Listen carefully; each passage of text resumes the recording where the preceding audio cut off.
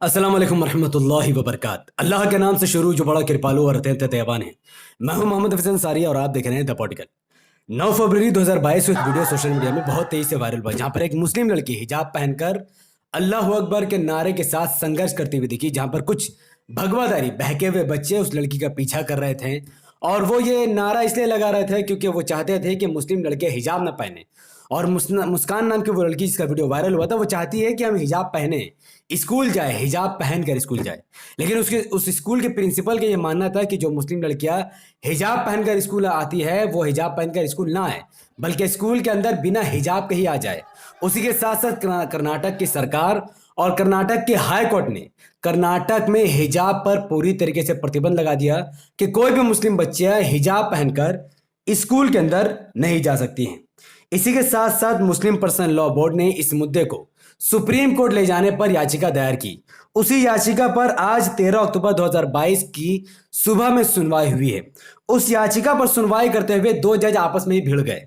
एक जज है जस्टिस सुधांशु धुलिया, जो हिजाब का समर्थन कर रहे हैं, लेकिन वही दूसरे जज जस्टिस हेमंत गुप्ता, जो कि कह रहे हैं कि कर्नाटका की सरकार और हाई कोर्ट का फैसला सही है।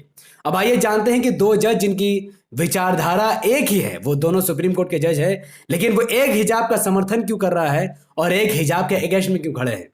सबसे पहले बात करते हैं जस्टिस धुलिया के बारे में। देखिए, जस्टिस धुलिया का ये कहना है कि इन क्षेत्रों की लड़कियां, जहां पर ये कर्नाटक की बात हो रही है, कि पहले वो घर का काम करती हैं फिर स्कूल जाती हैं, तो उनके मन में सबसे बड़ा सवाल ये उठता है कि हम उसके जीवन को बेहतर बना रहे हैं या नहीं। वो ये कहते हैं कि लड़कियों को स्कूल के गेट में प्रवेश करने से पहले हिजाब उतारने के लिए कहना उनकी निजता पर हमला है। यानी जो कर्नाटका के स्कूल वाले हिजाब उतरवा कर गेट के पास उनको अंदर घुसा रहे हैं, ये उनकी निजता पर हमला बता रहे हैं। ये सुप्रीम कोर्ट के जज जस्टिस धुलिया, वो आगे कह रहे हैं कि यह उनकी गरिमा पर हमला है और उन्हें धर्मनिरपेक्ष शिक्षा से वंचित करने का यह प्रोग्राम है।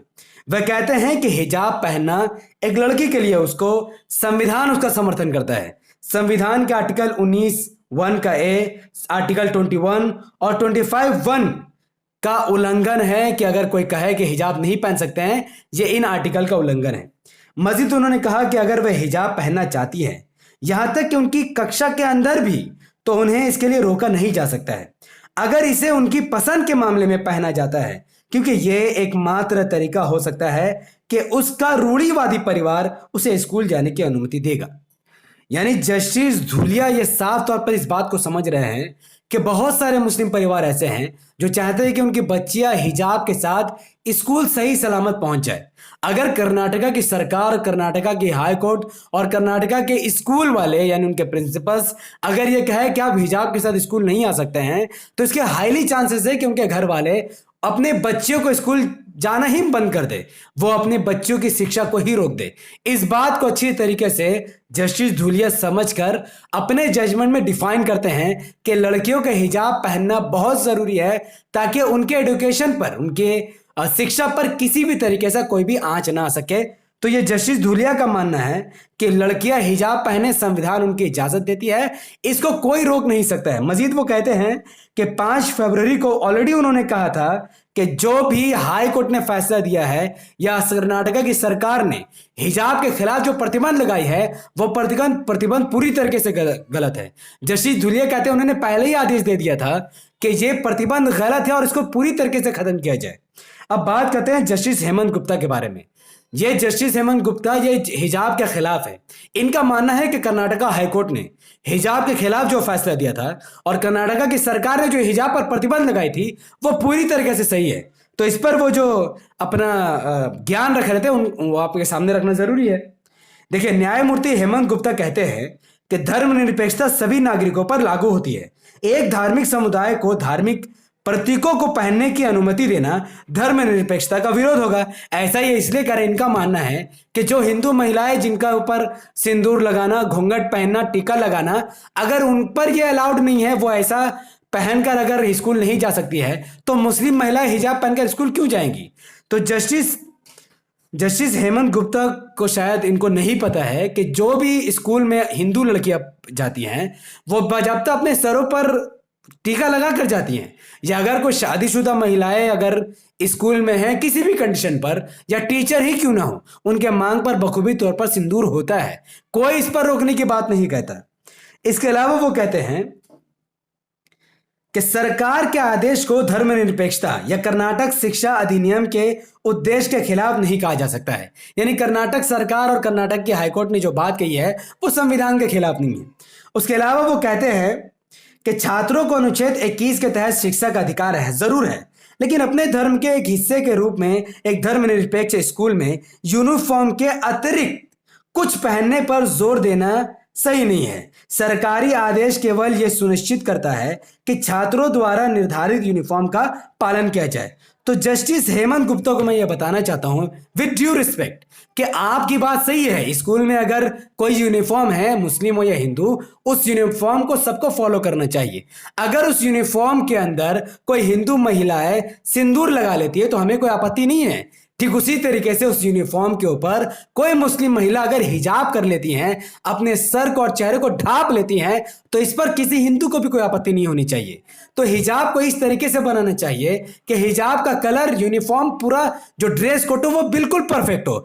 हर धर्म को ध्यान में रखकर ऐसा यूनिफॉर्म बनाना चाहिए जिससे हिंदू महिलाएं और मुस्लिम महिलाओं को किसी भी तरीके की आपत्ति नहीं हो, और यह जिम्मेदारी सरकार की होती है। चूंकि कर्नाटका में भारतीय जनता पार्टी की सरकार है जो कि बिल्कुल जाहिलाना सरकार है, जिससे सरकार और एजुकेशन सिस्टम कुछ भी नहीं संभलता, तो हम इससे उम्मीद भी क्या कर सकते हैं।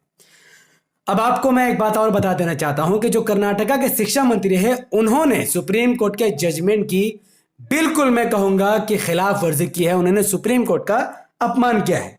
कर्नाटका के शिक्षा मंत्री बीसी नागेश ने इस फैसले पर कहा कि हम सर्वोच्च न्यायालय का सम्मान जरूर करते हैं, लेकिन हमने बेहतर फैसले की उम्मीद की थी। ये क्या बात है? सुप्रीम कोर्ट में जो भी फैसला होता है, चाहे वो बाबरी मस्जिद को राम जन्मभूमि को दे देना या ट्रिपल तलाक पर को फैसला देना, हमें उसे कबूल करना चाहिए। हमारे मतभेद हो सकते हैं, पर हम ये नहीं कह सकते कि वो सही है या गलत है। ठीक है, हम मानेंगे भाई वो फैसला है, सही गलत अपने आप में, हम उसकी निंदा, हम तो ये नहीं कह सकते कि भाई कि हमारी बाबरी मस्जिद वापस दे दो। सुप्रीम कोर्ट ने कहा कि बाबरी मस्जिद जरूर थी, लेकिन हम उसे राम जन्मभूमि को दे देते हैं। तो हमने कहा भाई मोस्ट वेलकम। फैसला सही है गलत ही अलग बात है। ठीक उसी तरीके से बीजेपी के इस मिनिस्टर को भी कहना चाहिए जो भी फैसला हुआ सही है, पर उन्होंने ऐसा नहीं कहा। उन्होंने कहा कि हमने बेहतर फैसले की उम्मीद की थी। यानी इनके नजर में शायद सुप्रीम कोर्ट के जज इनसे कम पढ़े लिखे हैं, शर्म आनी चाहिए इनके लोगों को। इन्होंने साथ ही कहा कि दुनिया भर की महिलाएं हिजाब और बुर्का नहीं पहनना चाह रही है, तो कर्नाटक के उच्च न्यायालय का आदेश अंतरिम समय में लागू रहेगा। तो इन्होंने कहा कि कर्नाटक में जो हिजाब पर पाबंदी है स्कूलों में, वो अभी भी प्रतिबंध ही रहेगा। और दुनिया की महिलाओं के बारे में जो उन्होंने कहा कि वो हिजाब नहीं पहनती, भाई दुनिया की महिलाएं क्या पहनना चाहती है क्या नहीं पहनना चाहती है, उससे भारत के महिलाओं को कोई लेन देन नहीं है। जहां तक बात कर्नाटक के मुस्लिम महिलाओं की बात है, तो कर्नाटक में जो मुस्लिम महिलाएं संघर्ष कर रही है हिजाब पहनने को लेकर, वो अपने मौलिक अधिकार के लिए लड़ रही हैं, वो हिजाब पहनना चाहती है। मुस्कान जो अल्लाह अकबर के नारे लगा रही थी उन संघी बहके हुए लड़कों के लिए, वो कह रही थी कि हमें हिजाब पहनना है, और जो भटके हुए जो कुछ तुच्चे लड़के थे वो कह रहे थे कि भैया हमें बिना हिजाब के मुस्लिम लड़कियों को ताड़ना है। तो ये तो हो नहीं सकता। तो हिजाब तो मुस्लिम महिलाएं पहनेंगी, और वो घर वालों के जोर से नहीं पहनेगी। इनको, इन बीजेपी के लोगों को समझ में आनी चाहिए कि अगर मुस्लिम महिलाएं जबरदस्ती हिजाब पहन रही है तो फिर वो ऐसे नारे नहीं लगाती, वो ये लड़ाई नहीं लड़ती, बल्कि वो कहते कि अच्छा है भैया छुटकारा मिला। पर चूंकि उनको हिजाब पहनना है इसीलिए वो इतना संघर्ष कर रही है। लेकिन ये छोटी सी बात बीजेपी के लोगों को समझ में ही नहीं आ रही है। और उनके बहकाए हुए बच्चे, बताओ, इतनी घटिया इनकी सोच है, इतनी घटिया इनकी मानसिकता है कि ये अपने माँ बहनों को पता नहीं कैसे देखना चाहते हैं, लेकिन मुस्लिम महिलाओं को बिना पर्दे के देखना चाहते हैं, उनको ताड़ना चाहते हैं। तो भैया हमारी महिलाएं तो खुद को तड़वाना नहीं चाहती है, वो अपनी इज्जत को बुर्के के जरिए महफूज रखना चाहती है। असदुद्दीन ओवैसी साहब ने भी इस पर बहुत अच्छी प्रतिक्रिया दी है, लेकिन उससे पहले जानिए कि एक समाजवादी पार्टी के सांसद शफीकुर रहमान बर्क, उन्होंने बहुत ही फालतू का बयान दिया है। शफीकुर रहमान बर्क लिखते हैं कि यह ईमानदारी से मजहबी मामला है, हालांकि मैं इसे मजहबी मामला नहीं समझता। उन्होंने कहा कि इस्लाम का मामला है, इस्लाम के अंदर लड़कियां, महिलाएं के लिए कहा गया है कि वो बापर्दा रहें, यानी कुरान में कहा गया है कि मुस्लिम लड़कियां हिजाब करें, यह सही बात है। लेकिन उन्होंने अब जो कहा, उन्होंने कहा कि लड़कियां बेपर्दा घूमेंगी तो आवारगी बढ़ेगी। ये एकदम बेकार और घटिया टाइप का बयान है। महिलाएं हिजाब करे ना करे यह उनका संवैधानिक अधिकार है। ये लड़ाई संविधान के कोई धर्म की लड़ाई नहीं है। तो शफीकुर रहमान बर्क के इस स्टेटमेंट की भरपूर तरीके से मैं निंदा करता हूं। हाँ, असदुद्दीन ओवैसी साहब ने बहुत जबरदस्त बयान दिया। उन्होंने कहा कि कर्नाटक की मुस्लिम लड़कियां इसलिए हिजाब पहन रही हैं क्योंकि कुरान में अल्लाह ने कहा है। बीजेपी ने गैर जरूरी तौर पर हिजाब को मामला बनाया, बैन करवाया और बेवजह की अशांति फैलाई है। तो ये असदुद्दीन ओवैसी साहब एक पढ़े लिखे सांसद है, एक नेता है, एआईएमआईएम के प्रमुख है, एमआईएम प्रेसिडेंट है और देश के एक बड़े नेताओं में से एक माने जाते हैं। मुसलमानों का एक बहुत बड़ा चेहरा, दलितों का बहुत बड़ा चेहरा ओवैसी साहब। तो उनकी बयानबाजी बिल्कुल सही है। कुरान में बिल्कुल दर्ज है कि मुस्लिम महिलाएं हिजाब करें और हिजाब करना ज़रूरी भी है। इनके साथ साथ बीजेपी के एक जो नेता है उन्होंने कहा कि पुरुष अपने मन को मजबूत करें और महिलाओं को हिजाब से मुक्ति दें। तो इन बीजेपी के इन नेताओं को मैं बताना चाहता हूं कि पुरुष अपने आप को क्या मजबूत करेंगे। इस वक्त मुस्लिम महिलाएं हिजाब मुक्त नहीं मांगती है, बस बल्कि मुस्लिम महिलाएं उन भेड़ियों से अपने आप को मुक्त बनाना चाहती हैं जिनकी नजरें हमेशा उनको ताड़ने में लगी हुई हैं। तो मुस्लिम महिलाएं अपने आप को बचाने के लिए, उन भेड़ियों से मुक्ति के लिए ही तो हिजाब पहनती हैं। तो वो हिजाब कैसे उतारे? और देश, ये जो हमारा देश भारत है, यह बलात्कार से मुक्त होना चाहता है। और जब तक भारतीय जनता पार्टी की इस देश में सरकार है, इस देश से बलात्कार खत्म होना नामुमकिन है। क्योंकि आंकड़े ये बताते हैं कि जब से बीजेपी इस देश में सरकार बनाई है तब से बलात्कार के मामले दिन ब दिन बढ़े हैं। और इन्हीं मामलों को गंडोगोल करने के लिए ये लोग हिजाब जैसे मुद्दे को बैन करना चाहते हैं, हिजाब मुद्दे लाते हैं, भटकाते हैं, ये सब करना चाहते हैं। तो आज की वीडियो बस इतनी ही तक। आप असदुद्दीन ओवैसी साहब, शफीकुर रहमान बर्क, सुप्रीम कोर्ट के जजमेंट और कर्नाटक हाई कोर्ट के जजमेंट को लेकर जो भी आपकी प्रतिक्रिया है, इस वीडियो के कमेंट पर जरूर अपनी प्रतिक्रिया हमारे साथ साझा करें। अगर आपको वीडियो पसंद आई हो, अगर आप मेरी बातों से मुत्तफिक है, तो इस वीडियो को लाइक कीजिए। इसके लिंक को व्हाट्सएप, फेसबुक, इंस्टाग्राम जैसे सोशल मीडिया के प्लेटफॉर्म पर शेयर कीजिए। अपनी बातों को कमेंट पर रखिए। हमारे यूट्यूब चैनल द पॉलिटिकल को सब्सक्राइब कीजिए, बेल को हिट कीजिए। अगर आप सब इस वीडियो को हमारे Facebook channel the political news पर देख रहे थे तो इसे लाइक और फॉलो करें, 5 बड़े ग्रुप में शेयर करें, मुझे अपनी दुआ में याद रखें। बहुत बहुत शुक्रिया।